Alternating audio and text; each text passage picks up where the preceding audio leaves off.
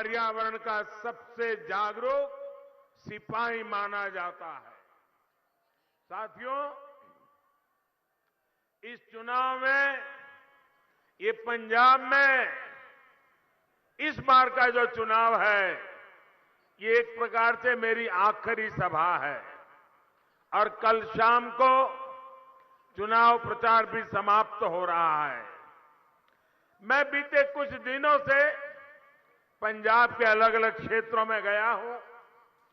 पूरे पंजाब में आज एक सुर से एक ही आवाज उठ रही है, भाजपा को जिताना है, एनडीए को जिताना है, पंजाब में डबल इंजन की सरकार बनाना है।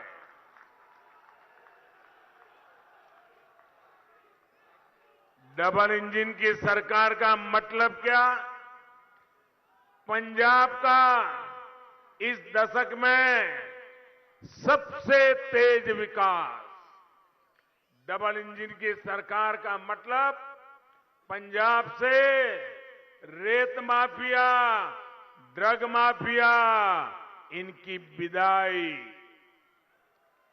डबल इंजन की सरकार का मतलब है पंजाब की औद्योगिक इकाइयों में नई ऊर्जा भरना।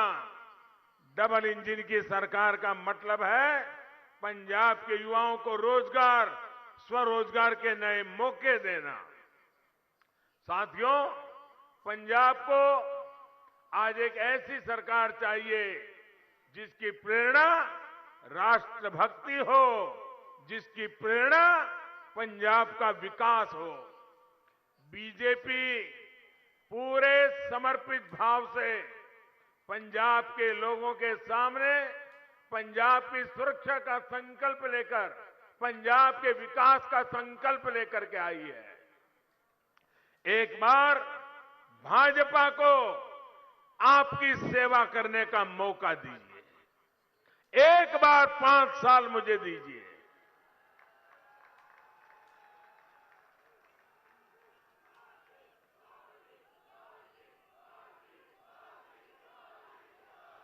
और फिर देखिएगा डबल इंजन की सरकार कैसे पंजाब को तेज गति से आगे बढ़ाती है।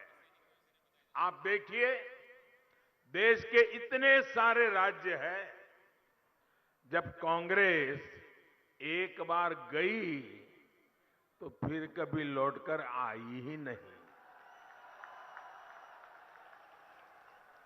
और जहां भाजपा को आशीर्वाद मिल गया, वहां तो कांग्रेस जड़ मूल से साफ हो गई।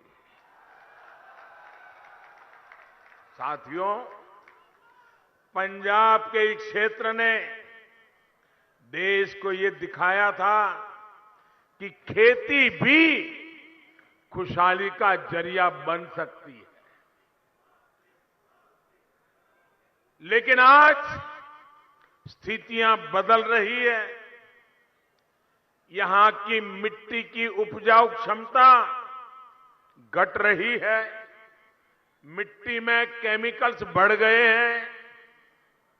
भाइयों और बहनों, इतिहास गवाह है, कांग्रेस ने किसानों को हमेशा धोखा दिया है। स्वामीनाथन कमीशन की सिफारिशों को लागू करने की मांग सालों से देश में थी। ये फाइल पर बैठ गए थे, लेकिन कांग्रेस सरकारें झूठ पर झूठी बोलती रही। केंद्र में हमारी सरकार बनी तो हमने उन सिफारिशों को लागू करने का काम करके दिखाया। भाइयों बहनों, ये हमारा किसानों के प्रति हमारी भारतीय जनता पार्टी का लगाव है।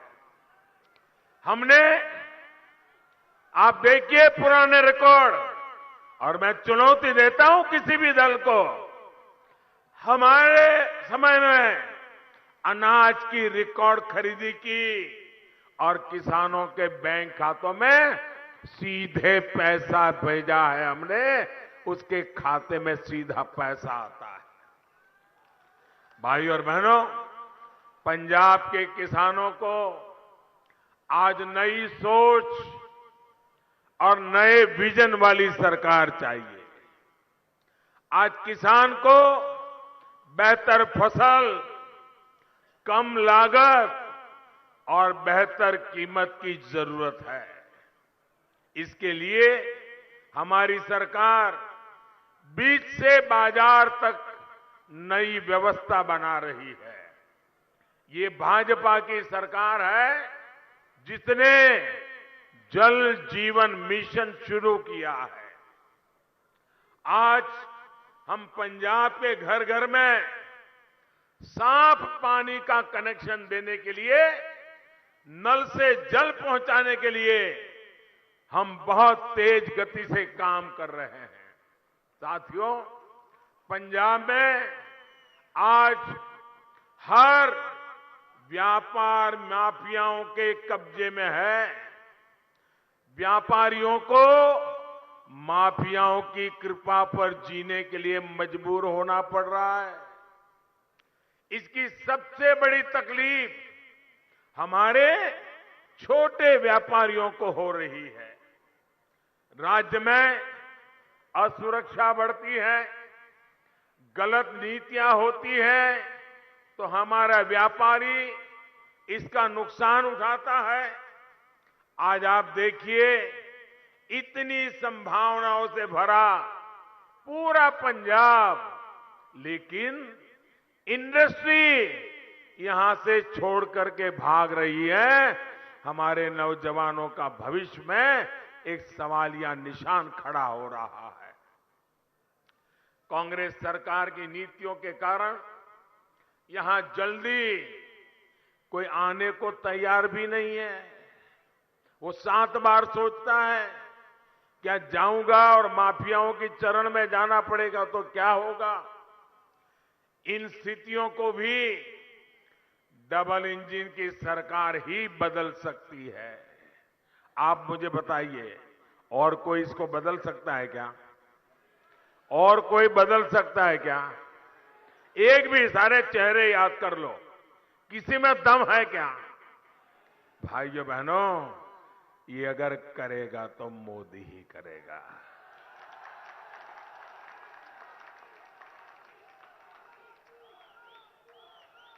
हमने अपने घोषणा पत्र में अनेक संकल्प लिए हैं।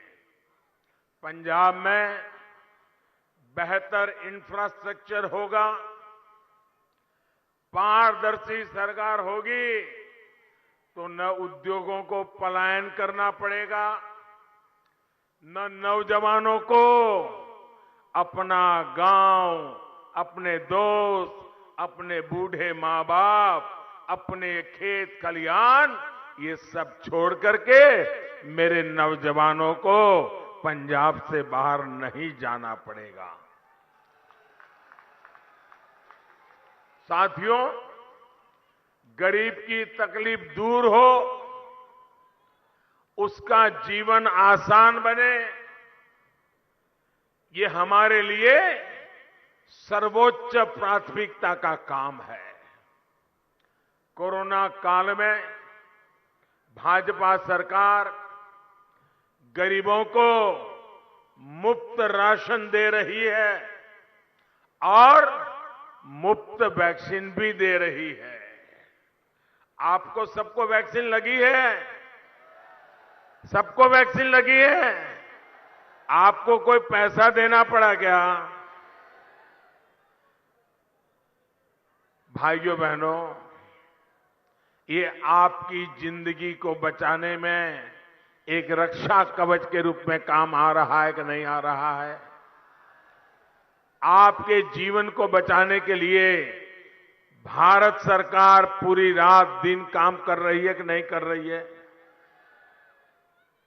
भाइयों बहनों, आयुष्मान भारत की वजह से, इस योजना की वजह से पंजाब के 11 लाख गरीबों ने अच्छे अस्पतालों में अपना मुफ्त इलाज कराया है।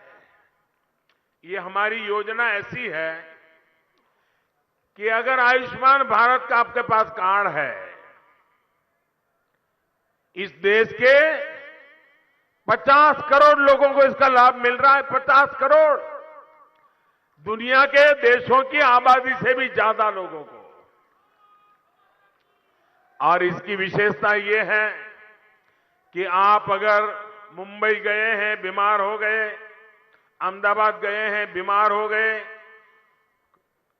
लखनऊ गए, बीमार हो गए, तो वहां की अस्पताल में इसी कार्ड से मुफ्त में तत्काल आपको डॉक्टरों से सेवा मिलेगी। आपकी ऑपरेशन की जरूरत पड़ गई तो वो भी कर दिया जाएगा।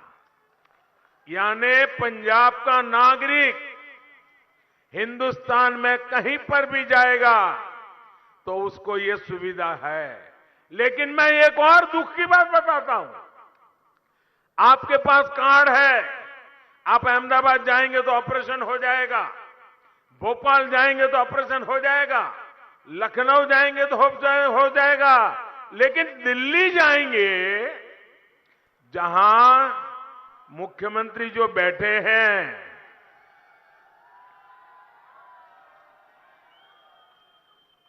दिल्ली में जहां दिल्ली सरकार की अस्पतालें हैं, वहां पर आपको मना कर देंगे। क्यों? क्योंकि इस योजना के साथ वो जुड़ने के लिए तैयार नहीं है। आप मुझे बताइए भैया, आपको भारत सरकार 5 लाख रुपए तक बीमारी के लिए खर्च दे रही है, तो पंजाब के लोगों को अगर दिल्ली में कहीं मदद जरूर पड़ जाए तो तुम्हारे पेट में चूहे क्यों दौड़ रहे थे? मुझे समझ नहीं आ रहा है। और जो लोग दिल्ली में आपको घुसने नहीं देना चाहते, वो आपसे वोट मांग रहे हैं। क्या ऐसे लोगों को पंजाब में कुछ भी करने का हक है क्या? है क्या? भाइयों बहनों, हमने जो आयुष्मान भारत योजना की बात बनाई है, इससे पंजाब के गरीबों के करीब करीब 2000 करोड़ रुपए बचे हैं। 2000 करोड़ रुपए। अब कल्पना कीजिए, गरीब के लिए 2000 करोड़ रुपए उसकी बीमारी में काम करने का काम दिल्ली में मोदी बैठ करके कर रहा है। भाइयों बहनों, ये हमारे दिल में आपके प्रति चिंता है। पंजाब में 300 से ज्यादा जन औषधि केंद्र चल रहे हैं और वहां पर जो बाजार में महंगी दवाई मिलती है, वैसी ही दवाई में कोई समझौता नहीं, कोई कॉम्प्रोमाइज नहीं, उसकी क्वालिटी में कोई कॉम्प्रोमाइज नहीं। लेकिन हमने जो जन औषधि केंद्र खोले हैं, जो बाजार में दवाई 100 रुपये में मिलती है, वही दवाई यहां 10 रुपये 20 रुपये में मिल जाती है। भाइयों, ये काम हमने किया। हम कैसे मदद कर रहे हैं देखिए आप। अगर किसी के परिवार में बुजुर्ग मां बाप है, डायबिटीज हो गया, रोज उनको गोलियां लेनी पड़ रही है, इंजेक्शन लेना पड़ रहा है, अगर ये दवाइयां घर में ला दे, महीने का 2-2.5 हजार का खर्चा तो होता ही होता है। मध्यम वर्ग के परिवार पर 2-2.5 हजार का दवाई का बोझ लग जाता है। लेकिन अगर जन औषधि से ले आएंगे दवाई, तो सिर्फ 100-150 रुपये में आपका काम चल जाएगा। हर गरीब परिवार का, मध्यम वर्ग के परिवार का 1000-1500 रुपया बचेगा कि नहीं बचेगा? बचेगा कि नहीं बचेगा? लेकिन हम इसके लिए अरबों खरबों की जाहिरात नहीं करते भाई। हम तो गरीब के लिए जीते हैं, गरीब के लिए काम करते हैं, मध्यम वर्ग के लिए जीते हैं, मध्यम वर्ग के लिए काम करते हैं। अगर हाई ब्लड प्रेशर है, अगर उन्हें ऐसे स्टोर में गए, बहुत सस्ते में दवाई मिल जाएगी। इन केंद्रों से भी हर साल पंजाब के लोगों को करीब करीब 300 करोड़ रुपयों का फायदा हो रहा है। यहां के नागरिकों को दवाई के खर्चे में 300 करोड़ की बचत। भाइयों बहनों, ये मदद है कि नहीं है? ये मदद है कि नहीं है? ये आपका भला करने के लिए है कि नहीं है? क्या कभी हमने किसी अखबार में इश्तेहार दिया है क्या? एडवर्टाइजमेंट दिया है क्या? इसी तरह हमारी सरकार ने जो स्टेंट के पैसे कम कराए हैं, हृदय की बीमारी हो, हार्ट का स्टेंट लगाना है, आजकल नी की बीमारी हो जाती है, 50-60 साल की उम्र के बाद शुरू हो जाता है, नी ट्रांसप्लांट करवाते हैं, इसमें भी हमने उसके दाम बहुत कम करवा दिए, कानून का उपयोग किया और इसके कारण जिन जिन लोगों ने हृदय में अगर स्टेंट लगवाया है, हार्ट में ऑपरेशन करवाया है या नी ऑपरेशन करवाया है, उसके भी करोड़ों रुपयों की बचत हुई है। भाइयों बहनों, हेल्थ सेक्टर में काम कैसे होता है, इसके ये उदाहरण मैं बताता हूं। पीएम किसान सम्मान निधि के तहत केंद्र सरकार ने पंजाब के किसानों के बैंक खातों में 3,700 करोड़ रुपया 3,700 करोड़ रुपया सीधा सीधा किसान के बैंक के खातों में जमा हुआ है। अकेले पंजाब में, बीच में कोई कंपनी, कट की कंपनी नहीं, कोई बिचौलिया नहीं, कोई माफिया नहीं, सीधा। भाइयों बहनों, मुझे बताइए, किसान मुझे आशीर्वाद देगा कि नहीं देगा? देगा कि नहीं देगा? इसका लाभ पंजाब में करीब 23 लाख किसानों को मिला है। 23 लाख किसानों को केंद्र सरकार की प्रधानमंत्री आवास योजनाओं के तहत पंजाब में 75,000 से अधिक घर बनाए जा रहे हैं और एक एक घर बनाने के लिए लाख सवा लाख रुपया उनके खाते में भारत सरकार जमा करवाती है ताकि वो पक्के घर में जिंदगी गुजारना शुरू करे। भाई, गरीबों को पक्के घर के लिए अकेले पंजाब को 2,000 करोड़ रुपए से के भी अधिक की राशि दी गई है। ये जरा आंकड़े जोड़ दीजिए, मैं तो कुछ ही बता रहा हूं, ये सारा दिल्ली से पैसा पंजाब की धरती पर उतारने का हमने काम किया है। साथियों, उजाला स्कीम के तहत हमने बिजली बिल कम हो,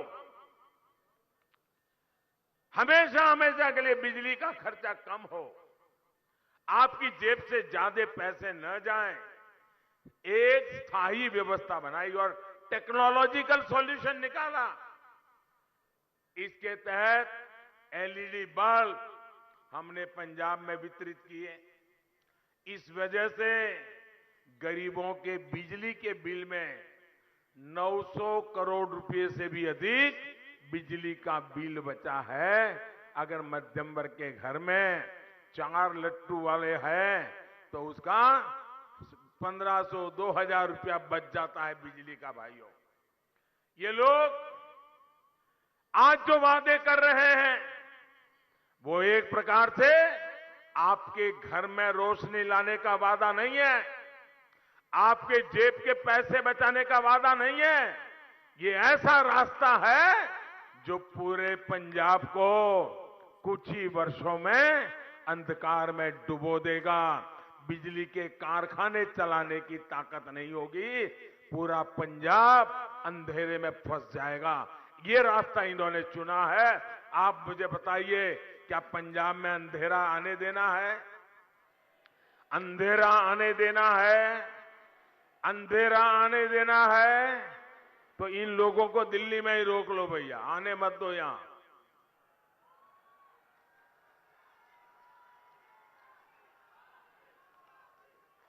हम इस बात की व्यवस्था भी कर रहे हैं कि ना सिर्फ बिजली का बिल कम हो, बल्कि बिजली कारखाने भी अच्छे ढंग से चले और जरूरत के हिसाब से नए कारखाने भी लगे। साथियों, 84 के दंगों के समय जब कांग्रेस के नेता नौसंवार चल रहा था और कांग्रेस के नेता क्या कर रहे थे, भूकंप कहां से आ रहे थे, ये आपसे ज्यादा और कौन जानता है भाइयों। तो ये बीजेपी के नेता, हमारे कार्यकर्ता, हमारे सिख भाई परिवारों को बचाने के लिए, मैं उस समय गुजरात में था, एक भी परिवार को तकलीफ नहीं होने दी, एक भी परिवार को शान से जीते हैं भाइयों। हर सुख दुख में हम पंजाब के लोगों के साथ डटकर खड़े रहे हैं। साथियों, कांग्रेस हमेशा से एक क्षेत्र के लोगों को दूसरे से लड़ाती रहती है ताकि उनकी गाड़ी चल जाए। ये कांग्रेस के जो मुख्यमंत्री ने जो कल बयान दिया है और जिस पर ये दिल्ली का परिवार है उनका मालिक, वो बगल में खड़े रह करके तालियां बजा रहा था, बताइए। और ये पूरे देश ने देखा है। अपने इन बयानों से ये लोग किसका अपमान कर रहे हैं। यहां का कोई ऐसा गांव नहीं होगा, कोई ऐसा गांव नहीं होगा जहां हमारे उत्तर प्रदेश के भाई बहन या हमारे के बिहार के भाई बहन यहां पर मेहनत न करते हो, ऐसा कोई गांव नहीं होगा भाइयों।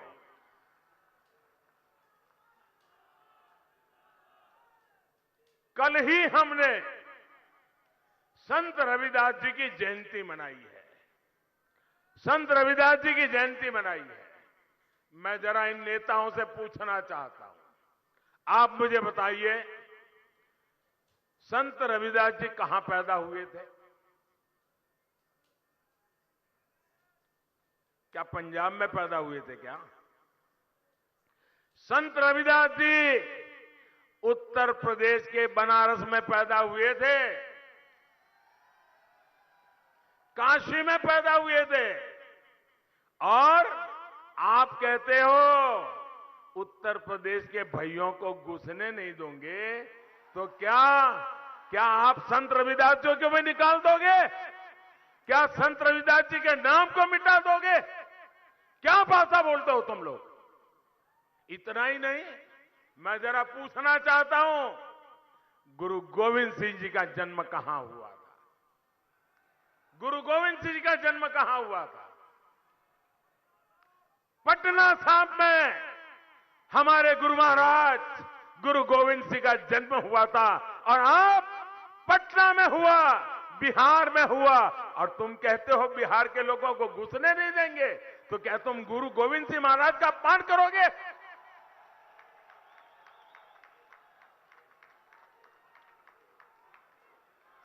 आप गुरु गोविंद सिंह जी का अपमान सहन करोगे क्या? जिस मिट्टी में गुरु गोविंद सिंह जी ने जन्म लिया, उस मिट्टी का अपमान करोगे क्या? जिस मिट्टी में गुरु गोविंद सिंह जी ने जन्म लेकर के हमारी रक्षा की, उस मिट्टी के संतानों को पंजाब में घुसने नहीं देंगे, ये भाषा का प्रयोग करोगे क्या? संत रविदास जी, जिन्होंने समाज का इतना बड़ा कल्याण किया, काशी में पैदा हुए, आज पंजाब के हर घर में संत रविदास जी के प्रति श्रद्धा है। क्या आप उनको भी निकाल दोगे? हम यूपी बिहार के लोगों को घुसने नहीं देंगे। भाइयों बहनों, इस तरह की विभाजनकारी सोच को एक पल के लिए पंजाब में राज करने का अधिकार नहीं है। भाइयों बहनों, हमारा पंजाब सीमावर्ती राज्य है। इस पर सीमा पार से हमेशा नापाक नजरें बनी रहती है, गड़ी रहती हैं। इसलिए यहां जो सरकार बनेगी, वो राष्ट्र प्रथम, नेशन फर्स्ट, इसके लिए प्रतिबद्ध सरकार होनी चाहिए। ढुलमुल रवैये वाले लोग नहीं होने चाहिए। जो लोग भारत को एक राष्ट्र ही नहीं मानते, देश की अखंडता, पंजाब की सुरक्षा, ऐसे लोगों के हाथ में हम सुपुर्द नहीं कर सकते हैं। पंजाब वैसे भी आज अनेक चुनौतियों का मुकाबला कर रहा है। इन चुनौतियों में अब एक समस्या अस्थिरता वाली हमने किसी भी हालत में जोड़नी नहीं है। लेकिन आज कांग्रेस पंजाब को फिर से अस्थिरता की तरफ ले जाने का प्रयास कर रही है। साथियों, कांग्रेस की जो पार्टनर इन क्राइम एक नई पार्टी यहां आई है, वो भी एक के बाद एक रोज नए झूठ, रोज नई मनगढ़ंत बातें पंजाब में आकर बोल रहे हैं। वो लोग जिनकी दिल्ली में सरकार है, आप अगर इनकी सरकार को देखेंगे तो पता चल जाएगा कि ये लोग सिखों को, पंजाबियों को डगर डगर पर कितना अपमानित करते हैं। दिल्ली जाओगे तो पता चलेगा। आज पंजाब में आकर सिखों को झूठ बोलने वाले इन लोगों ने दिल्ली में एक भी सिख को न मंत्री बनाया है। इतना ही नहीं, ये पंजाब को नशा मुक्त करने की बात करते हैं, लेकिन दिल्ली में हर स्कूल कॉलेज के बगल में शराब के ठेके खोल करके बैठ गए भाइयों। ये कैसे झूठ बोलने में महारथी है और हर पर आराम से झूठ बोलना, आराम से पलट जाना, कोई परवाह ही नहीं। दिल्ली में प्रदूषण बढ़ता है तो ये पंजाब के किसानों को गाली देते हैं। दिल्ली की हवा खराब हो गई, आपने देखा होगा, ये सब अवेलेबल है कि मैं कह नहीं रहा हूं। अब दिल्ली में जाओ तो पंजाब के किसानों को गाली दो और यहां आकर के किसानों को गले लगाने की बात करो। किसी के गले उतरेगा क्या? उतरेगा क्या? ये फरेब चलेगा क्या? जब कोरोना की वेव आई तो इन लोगों ने यूपी, पंजाब, हरियाणा के लोगों को झूठ बोल करके भगा दिया कि बहुत बड़ा भयंकर होने वाला है, महीनों तक खाना नहीं मिलेगा, भागो। जो लोग दिल्ली में पंजाब, हरियाणा, उत्तर प्रदेश के लोगों को भगा देते हैं, वो आज आपके पास आए हैं। आप क्या करोगे? इनको मेहमान गति स्वीकार करोगे क्या? भाइयों बहनों, बात इतनी नहीं है साथियों, इनके इरादे कहीं ज्यादा खतरनाक है। आपने सुना होगा, कल इनके एक पुराने विश्वस्त साथी जो पिछले बार जो यहां के पंजाब के चुनाव के उनकी तरफ से इंचार्ज थे और उनके खासम खास दोस्त थे, अन्ना हजारे के साथ ये आंदोलन में झंडा लेकर के खड़े रहते थे और कवि होने के नाते, चिंतक होने के नाते देश भर में उनके कवि सम्मेलनों को सुनने के लिए देश की युवा पीढ़ी घंटों तक इंतजार करती है। ऐसा मां सरस्वती की पूजा में लगा हुआ इंसान कल उसने कह दिया, जब दर्द काफी हुआ होगा तब उसने मुंह खोला होगा। और कल जब उसने कहा है, उन्हीं के साथी ने जो आरोप लगाया है वो बहुत खतरनाक है दोस्तों, बहुत खतरनाक है। इसलिए जो कल उन्होंने, उन्हीं के एक साथी ने इनके चरित्र का जो वर्णन किया है, इसको हर मतदाता ने, हर देशवासी ने बड़ी गंभीरता से लेने की जरूरत है। पंजाब के मेरे भाइयों और बहनों, ये लोग पंजाब को तोड़ने का सपना पाले हुए हैं। ये लोग सत्ता के लिए अलगाववादियों से भी हाथ मिलाने को तैयार है। सत्ता पाने के लिए इन लोगों को अगर देश भी तोड़ना पड़े तो ये उसके लिए भी तैयार है। इनका एजेंडा और देश के दुश्मनों का एजेंडा, पाकिस्तान का एजेंडा अलग है ही नहीं। इसलिए ही ये सर्जिकल स्ट्राइक पर पाकिस्तान के सूर में सूर मिलाते हैं। इसलिए ही ये पंजाब में ड्रग्स के नेटवर्क को बढ़ाना चाहते हैं। इसलिए ही ये बॉर्डर पर बीएसएफ के बढ़ते अधिकारों के खिलाफ आवाज उठाते हैं। यही इन लोगों का मंसूबा है, यही इनकी सोच है। लेकिन साथियों, अराजकता और अलगाव के नशे में डूबे इन लोगों को पता नहीं है ये मेरा पंजाब है क्या।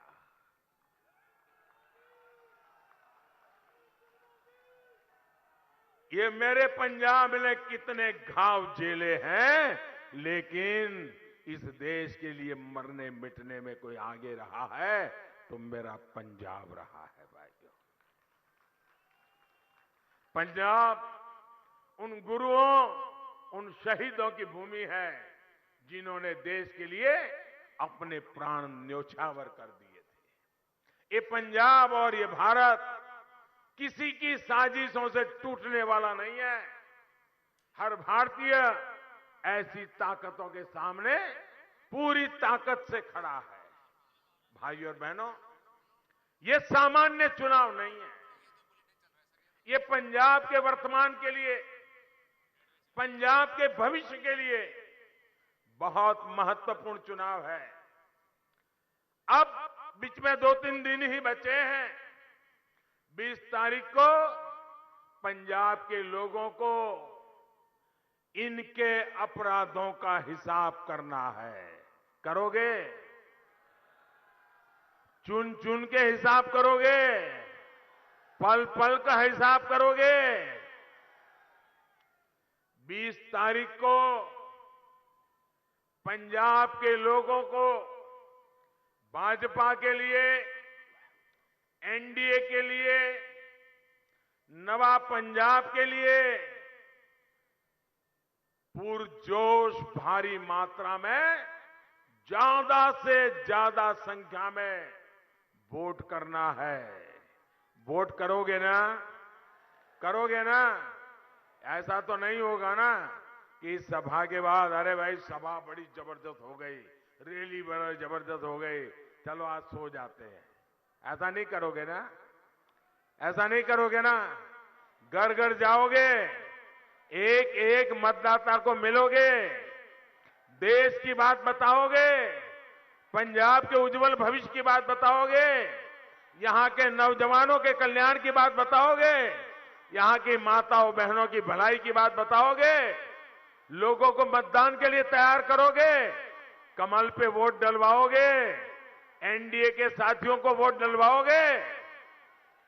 भाइयों बहनों, मैं विशेषकर से मैं उन नौजवानों से भी आग्रह करना चाहता हूं जो जीवन में पहली बार वोट देने के लिए जाने वाले हैं, जो फर्स्ट टाइम वोटर्स हैं। ਉਹਦੇ ਚ ਇੰਨਾ ਘੱਟ ਹੁੰਦਾ ਜਿਹੜਾ ਤੁਸੀਂ ਕੱਲਾ ਅਸੈਂਬਲੀ ਦੇ ਹਲਕੇ 'ਚ ਕਰਤਾ। ਔਰ ਮੈਨੂੰ ਪਤਾ ਕਿ ਬਾਹਰ ਤੁਹਾਡੇ ਜਿੰਨੇ ਬੰਦੇ ਹੀ ਬਾਹਰ ਸੜਕਾਂ ਤੇ ਫਿਰ ਰਹੇ, ਕਿਉਂਕਿ ਇੱਥੇ ਜਗ੍ਹਾ ਹੀ ਹੈ ਨਹੀਂ। ਇੰਨੀ ਜਗ੍ਹਾ ਕਿਸੇ ਪਿੰਡ 'ਚ ਹੀ ਹੈ ਨਹੀਂ, ਖਾਲੀ ਜਗ੍ਹਾ ਹੈ ਨਹੀਂ। ਇਸ ਕਰਕੇ ਤਕਲੀਫ ਹੀ ਹੋਈ, ਮੇਰੇ ਭਰਾ ਕਈ ਆ ਨਹੀਂ ਸਕੇ, ਉਹਨਾਂ ਤੋਂ ਵੀ ਮੈਂ ਮਾਫੀ ਮੰਗਦਾ। ਔਰ ਸਭ ਦਾ मैं धन्यवाद करदा। वाहिगुरू जी का खालसा, वाहिगुरू जी की फतेह।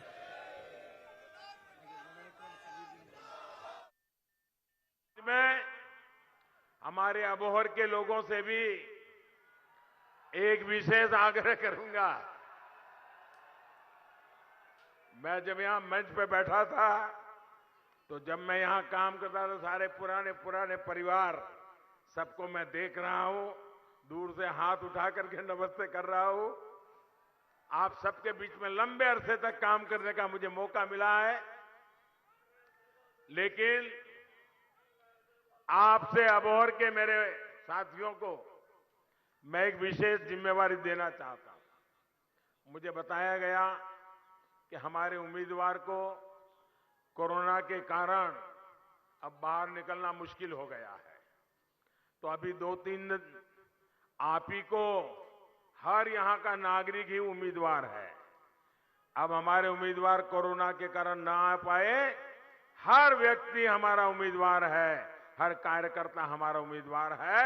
हमें मिलकर के अबोहर में 2-4 दिन उनको थोड़ा रेस्ट करना पड़ेगा, आइसोलेशन में रहना पड़ेगा।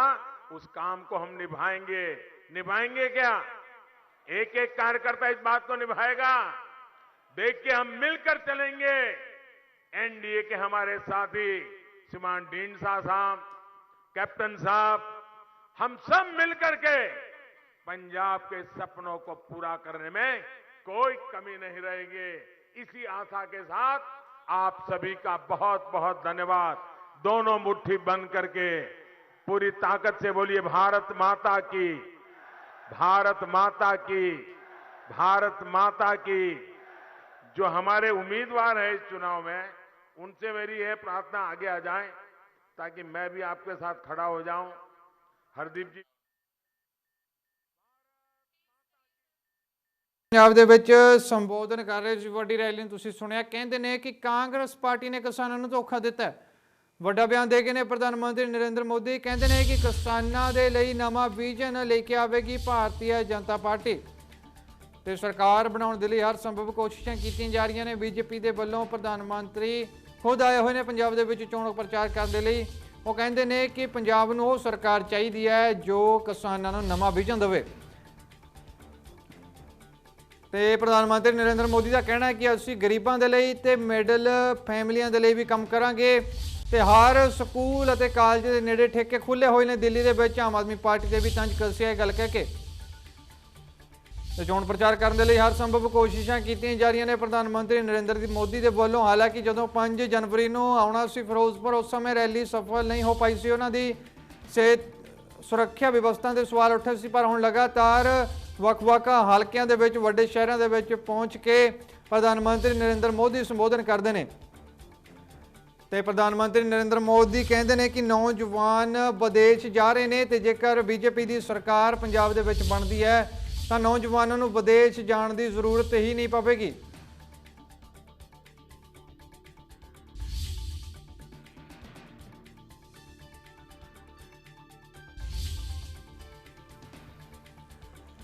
ਤੇ ਪ੍ਰਿयंका ਗਾਂਧੀ ਵੀ ਪੰਜਾਬ ਪਹੁੰਚੇ ਹੋਏ ਨੇ, ਚੋਣ ਪ੍ਰਚਾਰ ਦੇ ਵਿੱਚ ਲੱਗੇ ਹੋਏ ਨੇ। ਪਠਾਨਕੋਟ ਪਹੁੰਚ ਕੇ ਕੀ ਕੁਝ ਕਹਿ ਰਹੇ ਨੇ ਤੁਹਾਨੂੰ ਸੁਣਾ ਦਿੰਦੇ ਹਾਂ।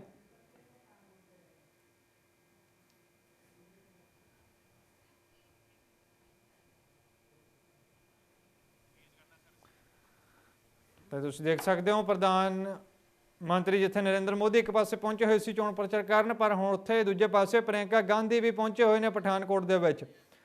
ਚੋਣ ਰੈਲੀ ਨੂੰ ਸੰਬੋਧਨ ਕਰ ਰਹੇ ਨੇ। ਤਸਵੀਰਾਂ ਤੁਸੀਂ ਲਾਈਵ ਦੇਖ ਰਹੇ ਹੋ ਤੇ ਕੋਸ਼ਿਸ਼ ਹੁੰਦੀ ਹੈ ਕਿ ਰਾਜਨੀਤੀ ਨਾਲ ਜੁੜੀਆਂ ਹਰ ਖਬਰਾਂ ਤੁਹਾਡੇ ਤੱਕ ਪਹੁੰਚਾਈਆਂ ਜਾਣ, ਕਲੀ ਅਪਡੇਟ ਪਹੁੰਚਾਈ ਜਾਵੇ। ਤੇ ਇੰਡੀਆ ਨਿਊਜ਼ ਪੰਜਾਬ ਤੇ ਲਾਈਵ ਤਸਵੀਰਾਂ ਤੁਸੀਂ ਦੇਖ ਰਹੇ ਹੋ ਜੋ ਕਿ ਪ੍ਰਿयंका ਗਾਂਧੀ ਦੀਆਂ ਨੇ। ਕਾਂਗਰਸ ਦੇ ਜਨਰਲ ਸਕੱਤਰ ਨੇ ਪਹੁੰਚੇ ਹੋਏ ਨੇ ਪੰਜਾਬ ਦੇ ਵਿੱਚ, ਪਠਾਨਕੋਟ 'ਚ ਚੋਣ ਪ੍ਰਚਾਰ ਕਰਦੇ ਨਜ਼ਰ ਆ ਰਹੇ ਨੇ। ਤੇ ਬੀਤੇ ਦਿਨੀ ਜਿੱਥੇ ਰੋਡ ਸ਼ੋਅ ਕੀਤਾ ਸੀ ਇਹਨਾਂ ਨੇ ਅੰਮ੍ਰਿਤਸਰ ਪਹੁੰਚ ਕੇ ਨਵਜੋਤ ਸਿੰਘ ਸਿੱਧੂ ਅਤੇ ਸੁਨੀਲ ਦੱਤੀ ਦੇ ਲਈ ਰੋਡ ਸ਼ੋਅ ਕੀਤਾ ਸੀ ਉਹਨਾਂ ਨੇ ਅੰਮ੍ਰਿਤਸਰ ਪਹੁੰਚ ਕੇ। ਤਾਂ ਹੁਣ ਪਠਾਨਕੋਟ ਤੋਂ ਇਹ ਲਾਈਵ ਤਸਵੀਰਾਂ ਨੇ ਜੋ ਤੁਸੀਂ ਦੇਖ ਰਹੇ ਹੋ ਤੇ ਬੜੇ ਜੋਸ਼ ਦੇ ਵਿੱਚ ਨਜ਼ਰ ਆ ਰਹੇ ਨੇ। ਪ੍ਰਿयंका ਗਾਂਧੀ ਸੰਬੋਧਨ ਕਰ ਰਹੇ ਨੇ ਲਗਾਤਾਰ। ਪੰਜਾਬ ਦੇ ਲੋਕਾਂ ਨੂੰ ਅਪੀਲ ਹੈ ਉਹਨਾਂ ਦੀ ਕਿ ਵੋਟਾਂ ਕਾਂਗਰਸ ਪਾਰਟੀ ਨੂੰ ਪਾਈਆਂ ਜਾਣ ਤਾਂ ਜੋ ਫਿਰ ਤੋਂ ਕਾਮਯਾਬ ਬਣਾਇਆ ਜਾਵੇ ਕਾਂਗਰਸ ਪਾਰਟੀ ਨੂੰ।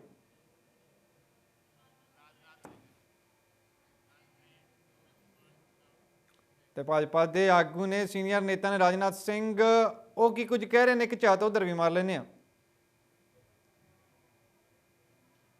कहना चाहता हूं आज पंजाब में मेरे दोस्तों ये बदलाव की हवा चल रही है। जनता लोकतंत्र के नाम पर अब लोकतंत्र को किसी भी सूरत में बर्दाश्त नहीं करने वाली। आप सभी जानते हैं एक ने पंजाब को लूटा है और दूसरा जो यहां पर दिल्ली से आकर सरकार बनाने का दावा कर रहा है, उन्होंने क्या किया है? दिल्ली के लोगों से पूछिए। पहले मैं पंजाब की जनता से अपील करने आया हूं, बहनों भाइयों, इन सब सारे लोगों से बच कर रहना। यदि इनकी सरकार फिर से बन गई तो बहुत ही बड़ा संकट पैदा हो। जहां तक कांग्रेस पार्टी का सवाल है, आप जानते हैं कांग्रेस पार्टी में एक नहीं, इस समय 2 बैटिंग करने वाले हैं, 2 बल्लेबाज हैं, और दोनों एक ही साथ बैटिंग करना चाहते हैं। कोई नॉन स्ट्राइकर रहना ही नहीं चाहता, और एक क्रीज पर 2-2 बल्लेबाज लड़ रहे हैं, तो इतनी बात पक्की है, ये आउट होकर रहेंगे, इन्हें कोई रोक नहीं सकता।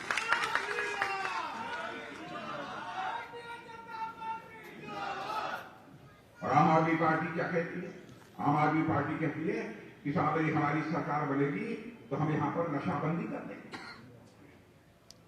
जिन्होंने दिल्ली में गली गली में शराब के ठेके दे रखे हैं, शराब की दुकानें खुलवा रखी हैं, और यहां पर आकर नशाबंदी को रोकेंगे। बहनों भाइयों, नशाबंदी यदि कोई राजनीतिक पार्टी रोक सकती है तो भारतीय जनता पार्टी रोक सकती है, और कोई दूसरी पार्टी नहीं रोक सकती। और मैं तो कहना चाहता हूं, सरकार बनाकर देखिए।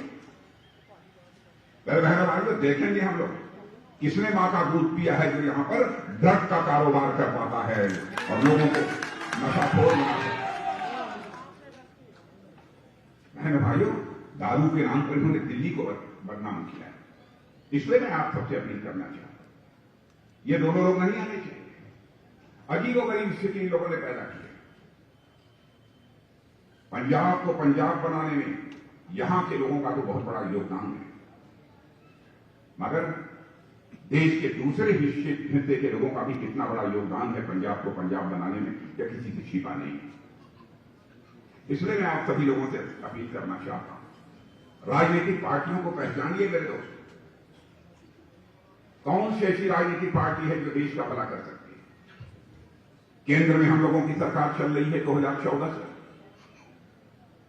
इसके पहले भी 6 वर्षों तक आदरणीय अटल बिहारी वाजपेयी जी के नेतृत्व में हम लोगों ने सरकार चलाई।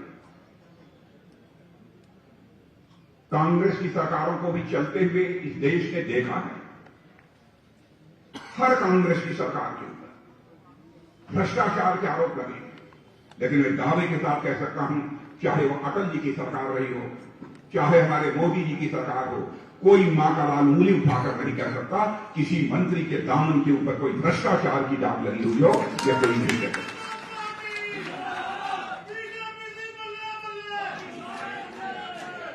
भ्रष्टाचार पर भी अंकुश पाने का काम यदि कोई राजनीतिक पार्टी कर सकती है तो केवल और केवल भारतीय जनता पार्टी कर सकती है, और कोई नहीं कर सकता। मैं याद दिलाना चाहता हूं पंजाब के लोगों को, राजीव गांधी जी भारत के प्रधानमंत्री थे।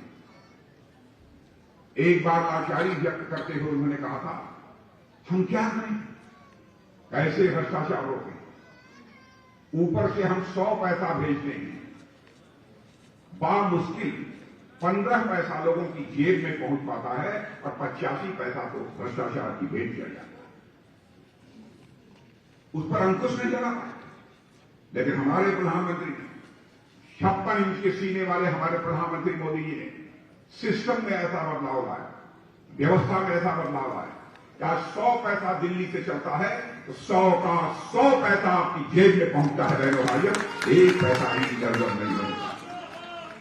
प्रधानमंत्री किसान सम्मान निधि के अंतर्गत यदि 6,000 रुपया चलता है तो 6,000 का 6,000 आपकी जेब में पहुंचता, सब्सिडी कर रहे हैं आपकी जेब में। ये तो कांग्रेस भ्रष्टाचार तक नहीं रोक पाई। रोकने की बात तो छोड़ी, इसको मिनिमाइज नहीं करता, इसको कम नहीं करता, और इस देश में ये सरकार बनाने की बात करते हैं, सरकार चलाने की बात करते हैं। मैं आपसे कहना चाहता हूं मेरे बहनों भाइयों, इन लोगों ने देश को लूटा है।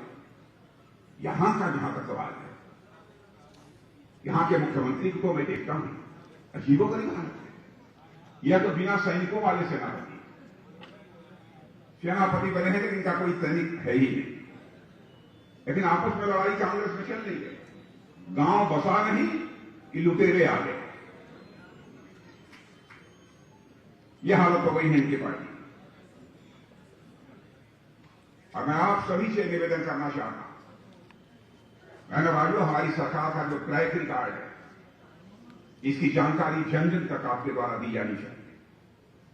हमारी सरकार आने के बाद भारत का मस्तक सारी दुनिया में ऊंचा हुआ है, सारी दुनिया में ऊंचा हुआ है। अंतर्राष्ट्रीय जगत में भारत की प्रतिष्ठा बढ़ी है, इज्जत बढ़ी है।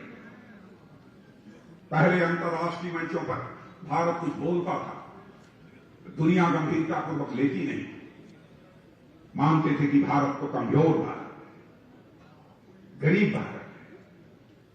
लेकिन आज सारी दुनिया में भारत के प्रति लोगों की धारणा बदल गई है। आज यदि अंतर्राष्ट्रीय मंचों पर भारत कुछ बोलता है मेरे बहन भाइयों, तो सारी दुनिया कान खोलकर सुनती है कि भारत क्या बोल रहा है। यह भारत की हैसियत सारी दुनिया में। कोरोना का ही मामला था जिसकी डॉक्टर राम चावला चर्चा कर रहे थे। दुनिया की रिचेस्ट कंट्री, और रिचेस्ट कंट्री देखा जाए तो अमेरिका मान लिया, वहां पर चाइना हो, फ्रांस हो, यूके हो, पैंडेमिक कोरोना का इससे प्रभावी तरीके से निपटना चाहिए था, लोग नहीं निपट पाए। लेकिन भारत में हमारे प्रधानमंत्री ने जिस तरीके से इस कोरोना पर काबू पाने में कामयाबी हासिल की है, उसकी चर्चा केवल भारत में नहीं होती है मेरे बहनों भाइयों, ये दुनिया के दूसरे देशों में इसकी चर्चा हो रही है। और जिस समय यह कोविड का संकट भारत में फैला हुआ, उस समय हमारे यहां वैक्सीन बनती तक नहीं, टीका बनता नहीं। लेकिन आज कुछ ही समय के अंदर भारत ने वह करिश्माई काम किया है कि आज भारत की धरती पर ही वैक्सीन बन रही है। भारतवासियों को भी जितना टीका लगा है, दुनिया में किसी देश में टीका नहीं लगा। और हम केवल वैक्सीन बनाकर भारतवासियों को ही वैक्सीन नहीं लगा रहे हैं, बल्कि दुनिया के दूसरे देशों को भी वैक्सीन हम एक्सपोर्ट करने का काम कर रहे हैं। यह भारत की है। इसीलिए मैंने कहा कि अंतर्राष्ट्रीय जगत में भारत की प्रतिष्ठा बड़ी है मेरे कहने। और मैं आपको यह भी बताना चाहता हूं, भारत को कोई कमजोर भारत नहीं मानता। भारत को मानने लगे हैं लोग कि भारत एक ताकतवर भारत है। एक घटना की याद दिलाना चाहता हूं, उरी और पुलवामा में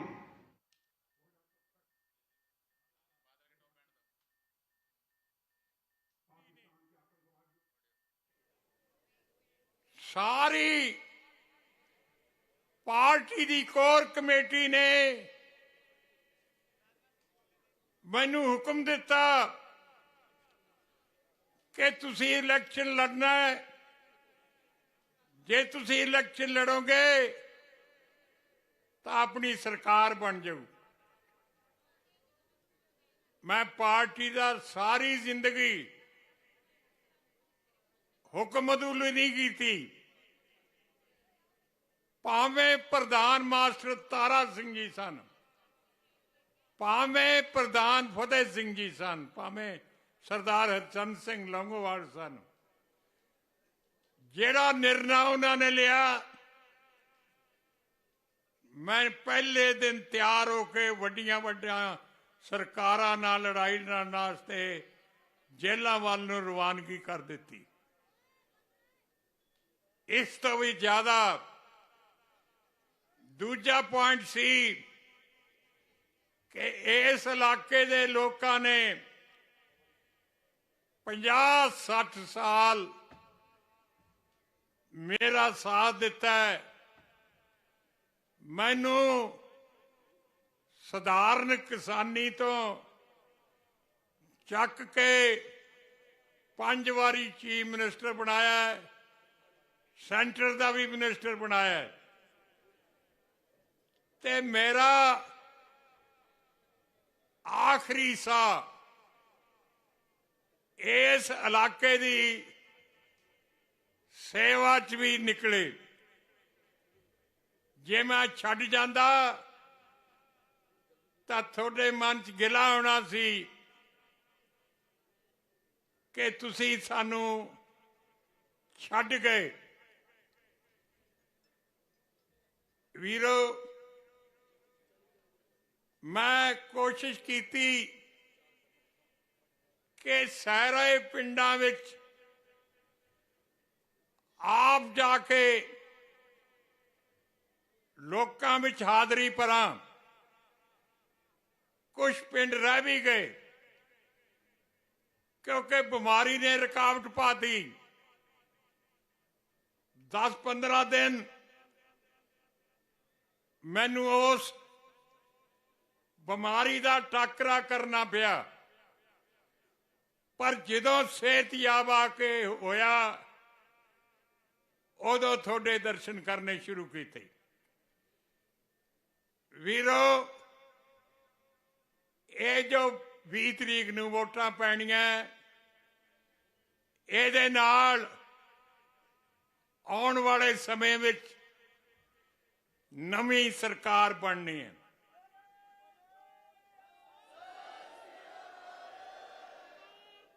ते उसने 5 साल थोड़ी सेवा करनी है।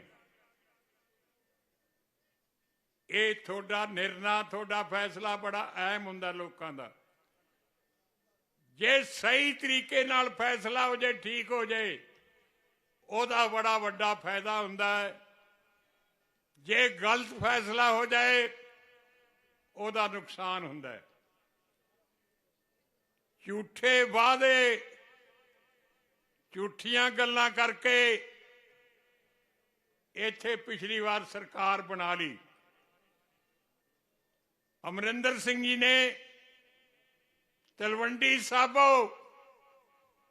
तख्त के सामने गुटका साहब हाथ लैके क्या कि मैनू तुसी मुख्यमंत्री बना दो, मेरी पार्टी नू सिद्धी सरकार बना दो, मैं सारे कर्जे भावें सोसाइटियां दे हन, भावें बैंकां दे हन, आड़तियां दे हन, साने माफ कर दूंगा। ये भी उन्हें कहा कि जिन्ने बच्चे बेरोजगार हैं, पढ़ लिख के घर च बैठे है, सब नू नौकरी दे देंगा। पेंशनां दुगनियां तिगनियां, शगन स्कीमां भी दुगनियां तिगनियां, और यह जे झूठे वादे किए कि अपने लोग उस गल च आगे भी शायद ये हो जाए।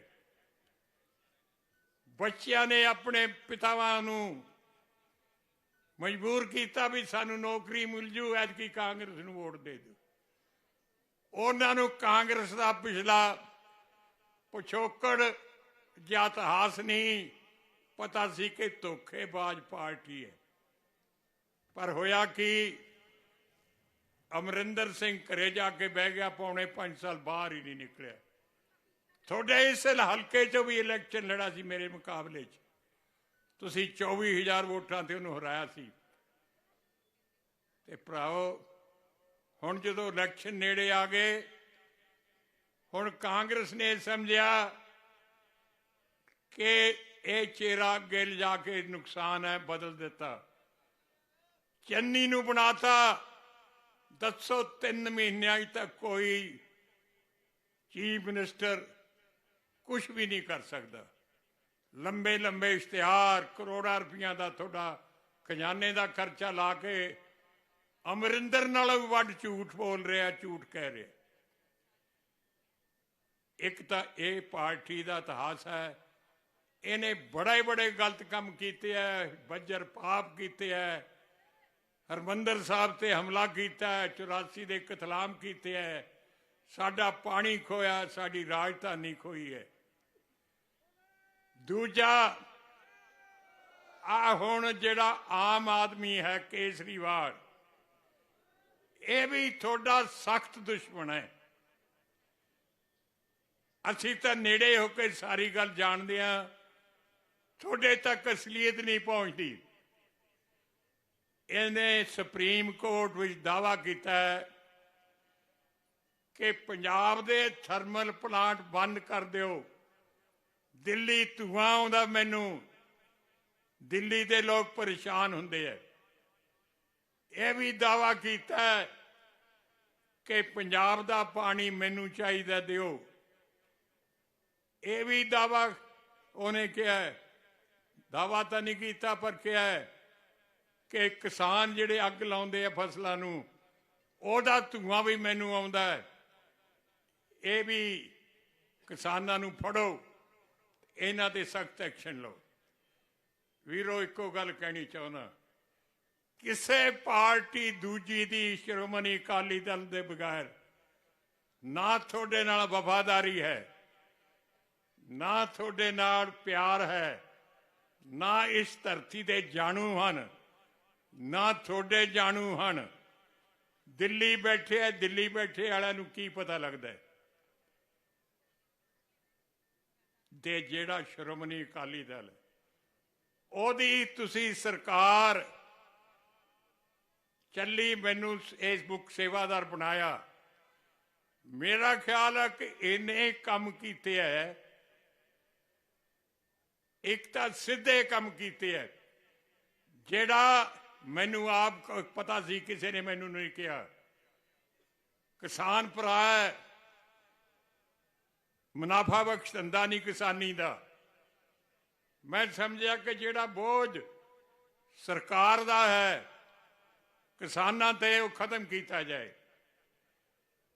सरकार दा जिहड़ा अंग्रेज़ां वेले भी थोड़े ते लगदा सी, कांग्रेस वेले भी लगदा सी, ट्यूबवैलां दा खर्चा वो बंद किया। 6000 करोड़ सी।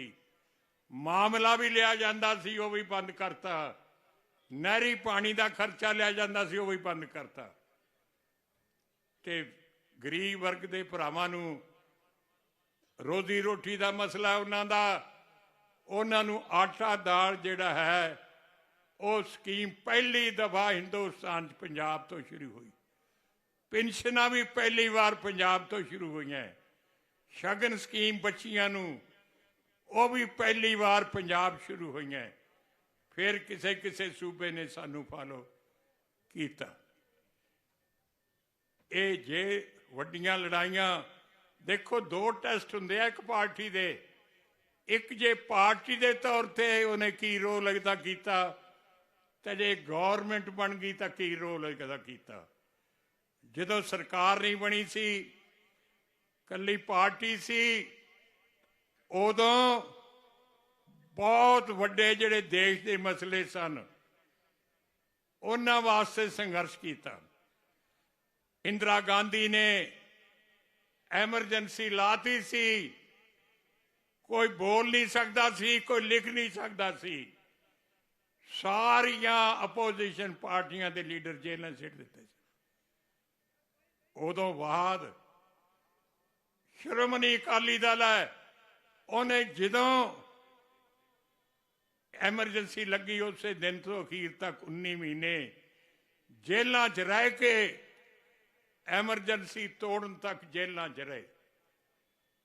पंजाब दे पानियां दे मसले, राजधानी का मसला, पंजाबी बोलते इलाकों के मसले लैके धर्म युद्ध मोर्चा लाया।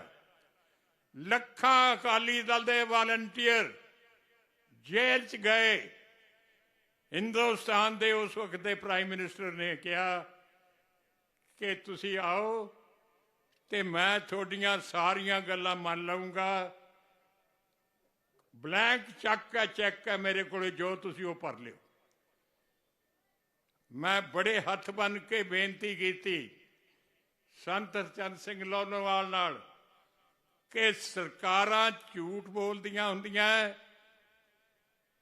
तुसी भरोसा ना करो। जे अध पचद कोई चीज़ां मान लैण फिर तो तुसी उन्हां कोले जाओ, नहीं ना जाओ। पर साडे चों भी कुछ वीर सन जिन्हां नूं सरकार दा चाह सी ते संत जी धोखे च आ गए, दिल्ली चले गए। उन्होंने अनाउंसमेंटां करतियां कि चंडीगढ़ भी दिता, पंजाबी बोलते इलाके भी दिता, पानी भी दिता। ਅਖੀਰ 'ਚ ਮੁੱਕਰ ਗਏ ਤੇ ਇਸੇ ਕਾਰਨ ਸਰਦਾਰ ਸੰਤ ਹਰਚੰਦ ਸਿੰਘ ਲੌਂਗੋਵਾਲ ਸਾਹਿਬ ਦੀ ਮੌਤ ਹੋਈ, ਸ਼ਹੀਦ ਹੋ ਗਏ। ਇਹ ਹਮੇਸ਼ਾ ਹੀ ਤੁਹਾਡੇ ਨਾਲ ਵਿਤਕਰਾ ਕਰਦੇ ਰਹੇ ਨੇ। ਹੁਣ ਮੈਂ ਦੱਸਾਂ, ਕੈਂਡੀਡੇਟ ਵੀ ਵੇਖਣਾ ਚਾਹੀਦਾ। ਮੈਂ ਕਦੇ ਕਿਸੇ ਕੈਂਡੀਡੇਟ ਦੀ ਜ਼ਾਤੀ ਗੱਲ ਨਹੀਂ ਕੀਤੀ। ਸਾਰੀ ਜ਼ਿੰਦਗੀ ਤੁਹਾਨੂੰ ਪਤਾ ਹੈ, ਨਿੰਦਕ ਜਿਹੜਾ ਹੈ ਉਹਨੂੰ ਬਾਣੀ 'ਚ ਵੀ ਮਾੜਾ ਕਿਹਾ, ਨਿੰਦਿਆ ਨਹੀਂ ਕਰਨੀ ਚਾਹੀਦੀ। ਪਰ ਇੱਕ ਗੱਲ ਦਾ ਮੈਨੂੰ ਦੁੱਖ ਹੈ ਕਿ ਹੁਣ ਜਿਹੜੀ ਪੰਜਾਬ ਵਿੱਚ ਜਾਂ ਦੇਸ਼ ਵਿੱਚ ਸਿਆਸਤ ਚੱਲ ਰਹੀ ਹੈ, ਇਹਦੇ ਵਿੱਚ ਦਲ ਬਦਲੀ ਦਾ ਬੜਾ ਜ਼ੋਰ ਹੈ। ਪਤਾ ਨਹੀਂ ਲੱਗਦਾ ਅੱਜ ਇੱਕ ਕੈਂਡੀਡੇਟ ਕਿਹੜੀ ਪਾਰਟੀ 'ਚ ਹੈ, ਕੱਲ ਨੂੰ ਕਿਹੜੀ ਪਾਰਟੀ 'ਚ ਜਾਊਗਾ। ਕੁਛ ਲਾਲਚ ਹੁੰਦੇ ਹੈ, ਕੁਛ ਇੱਕ ਤਾਂ ਕੋਈ ਟਿਕਟ ਨਹੀਂ ਮਿਲੀ। ਇਹ ਜਿਹੜਾ ਆਮ ਆਦਮੀ ਦਾ ਕੈਂਡੀਡੇਟ ਹੈ, ਇਹਦੇ ਪਿਤਾ ਜੀ ਬੜੇ ਅੱਛੇ ਇਨਸਾਨ ਸਨ। ਸ਼੍ਰੋਮਣੀ ਅਕਾਲੀ ਦਲ 'ਚ ਮੇਰੇ ਨਾਲ ਸਾਥ ਕੰਮ ਦਿੱਤਾ ਹੈ, ਪਰ ਉਹ ਚਲੇ ਗਏ। ਇਹਨਾਂ ਨੇ ਮਾਨ ਅਕਾਲੀ ਦਲ ਜੁਆਇਨ ਕਰ ਲਿਆ, ਫਿਰ ਕਾਂਗਰਸ ਵੱਲ ਚਲੇ ਗਏ। ਪਿਛਲੀ ਵਾਰ ਇਹ ਕਾਂਗਰਸ ਦੇ ਪ੍ਰਧਾਨ ਸਨ ਤੇ ਤੁਹਾਡੇ ਕੋਲੇ ਕਾਂਗਰਸ ਵਾਸਤੇ ਵੋਟਾਂ ਮੰਗਦੇ ਸਨ। ਅੱਜ ਛਾਲ ਮਾਰ ਕੇ ਆਮ ਆਦਮੀ ਚਲੇ ਗਏ। ਦੇਖੋ, ਪਾਰਟੀ ਜਿਹੜੀ ਹੈ ਉਹ ਮਾਂ ਹੈ। ਕਦੇ ਕਿਸੇ ਨੇ ਮਾਂ ਨੂੰ ਬਦਲਿਆ, ਨਾ ਬਦਲ ਸਕਦਾ। ਇੱਕ ਪਤਨੀ ਜੇ ਆਪਣਾ ਮਾਲਕ, ਆਪਣਾ ਹਸਬੈਂਡ 2-3 ਵਾਰੀ ਬਦਲਦੇ ਤਾਂ ਕੀ ਤੁਸੀਂ ਉਹਨੂੰ ਚੰਗਾ ਸਮਝੋਗੇ? ਇਹ ਦਲ ਬਦਲੀ ਵਾਲੇ ਜਿਹੜੇ ਆ ਭਰਾਓ, ਇਹਨਾਂ ਨੂੰ ਤੁਸੀਂ ਡਿਸਕਰੇਜ ਕਰੋ।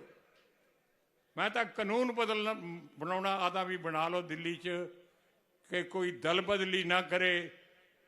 ਇਹ ਸਭ ਤੋਂ ਮਾੜੀ ਧੋਖਾ ਹੈ ਪਬਲਿਕ ਨਾਲ, ਇਹ ਤੋਂ ਬਚੋ। ਇਸ ਲਈ ਭਰਾਓ, ਮੈਂ ਤੁਹਾਡੇ ਪਿਛਲੇ 50-60 ਸਾਲਾਂ ਤੋਂ ਮੇਰਾ ਤੁਹਾਡੇ ਨਾਲ ਵਾਸਤਾ ਹੈ। ਮੈਂ ਪਿੰਡ ਦਾ ਵੀ ਸਰਪੰਚ ਰਿਹਾ, ਇਸ ਬਲਾਕ ਦਾ ਚੇਅਰਮੈਨ ਵੀ ਰਿਹਾ। ਮੈਂ ਕੋਈ ਆਪਣੀ ਗੱਲ ਨਹੀਂ ਕਰਨਾ ਚਾਹੁੰਦਾ। ਮੇਰੀ ਜੜ ਇੱਥੇ ਹੈ, ਮੇਰੀ ਸੋਚ ਇੱਥੇ ਹੈ, ਮੇਰਾ ਦਿਮਾਗ ਇੱਥੇ ਹੈ। ਤੇ ਪੰਜਾਬ ਦੇ ਲੋਕਾਂ ਨੇ ਜੋ ਮੇਰੇ ਤੇ ਸਿਰ ਤੇ ਹੱਥ ਰੱਖਿਆ, ਮੇਰਾ ਖਿਆਲ ਹਿੰਦੁਸਤਾਨ ਦੇ ਕਿਸੇ ਸੂਬੇ 'ਚ ਕਿਸੇ ਥਾਂ ਨਹੀਂ ਰੱਖਿਆ। ਤੁਹਾਡੀ ਮਿਹਰ ਦਾ ਸਦਕਾ, ਤੁਹਾਡੀ ਹਮਦਰਦੀ ਦਾ ਸਦਕਾ ਹੀ ਮੈਂ 5 ਵਾਰੀ ਚੀਫ ਮਿਨਿਸਟਰ ਬਣ ਸਕਿਆ। ਇਸ ਕਰਕੇ ਤੁਹਾਨੂੰ ਬੇਨਤੀ ਹੈ ਕਿ ਤੁਹਾਨੂੰ ਦੱਸ ਹੀ ਦਿੱਤਾ ਕਿ ਮੈਂ ਕਿਉਂ ਇਲੈਕਸ਼ਨ ਲੜਿਆ। ਇਹ ਇਲੈਕਸ਼ਨ ਹੁਣ ਮੇਰਾ ਨਹੀਂ, ਇਹ ਇਲੈਕਸ਼ਨ ਤੁਹਾਡਾ, ਤੁਹਾਡੀ ਇੱਜ਼ਤ ਦਾ ਇਲੈਕਸ਼ਨ ਹੈ। ਕਿਉਂਕਿ ਮੈਂ ਤਾਂ ਕਦੇ ਇਸ ਹਲਕੇ ਤੋਂ ਬਾਹਰ ਨਹੀਂ ਗਿਆ। ਅੱਜ ਕੱਲ੍ਹ ਹਲਕੇ ਵੀ ਬਦਲ ਦਿੰਦੇ ਆ ਲੋਕ, ਲੇਕਿਨ ਮੇਰਾ ਜਿਉਣਾ ਮਰਨਾ ਆਖਰੀ ਸਾਹ ਜੇ ਨਿਕਲੇ ਤਾਂ ਤੁਹਾਡੀ ਸੇਵਾ 'ਚ ਨਿਕਲੇ, ਹੀ ਮੈਂ ਬੇਨਤੀ ਕਰਦਾ।